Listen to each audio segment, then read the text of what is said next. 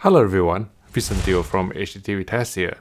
The embargo for the Sony PS5 lifted today, and from a few reviews, it appears that the next-gen console won't be supporting VRR or variable refresh rate out of the box.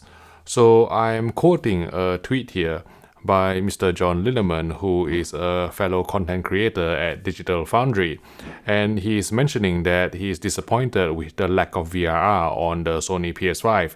Now, bear in mind that Sony Interactive Entertainment Europe has sent out early review samples to certain outlets, with say an interest in gaming, and Digital Foundry is certainly on top of their list. And I think John has spent quite a lot of time, testing and reviewing the Sony PS5 and also a number of games with it as well, and he didn't find any VRR or variable refresh rate option in the user interface of the PS5, nor is it in any games that he played on the PS5.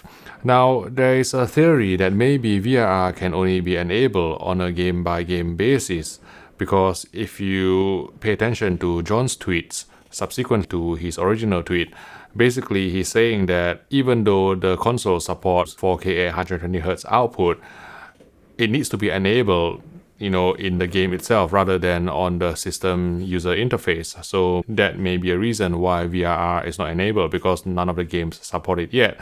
But I think it is probably more likely that Sony themselves have not actually enable VRR on the PS5 console, even though it was promised to be present, to be available on the PlayStation 5 in their official blog. The reason is because, when Sony XH90 received the firmware update, the fateful firmware update that enabled 4K at 120Hz and also eARC, but also broke a few features. Let's say, some users were experiencing some restarts here and there, and maybe they were losing audio connections, which is the reason why I think, Sony has pulled the firmware update over the air. So with that firmware update, the company still hasn't managed to unlock VRR and also ARLM on the Sony XH90 or the X900H. And the reason that Sony gave us is because they were waiting for certification from the HDMI 2.1 standards body.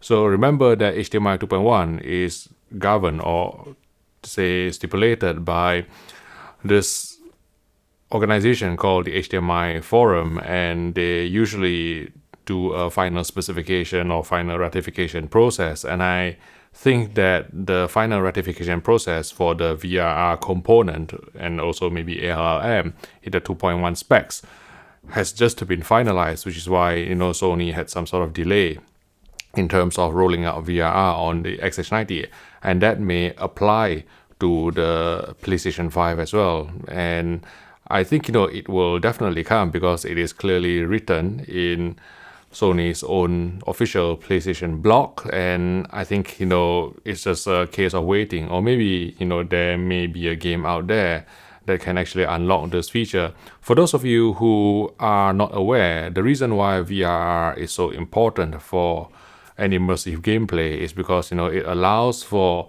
the display to change or adapt its frame rate according to what's demanded by the game. So you will reduce the amount of tearing. In fact, I would say it would eliminate tearing and also stuttering artifacts, for example with VSync. So from that point of view, VRR is certainly quite high on my list of a must-have feature for a next generation console. If you would like to learn more about HDMI 2.1 and other things related to next-gen consoles, I created a playlist here if you'd like to click on it, and I'll see you in the next video.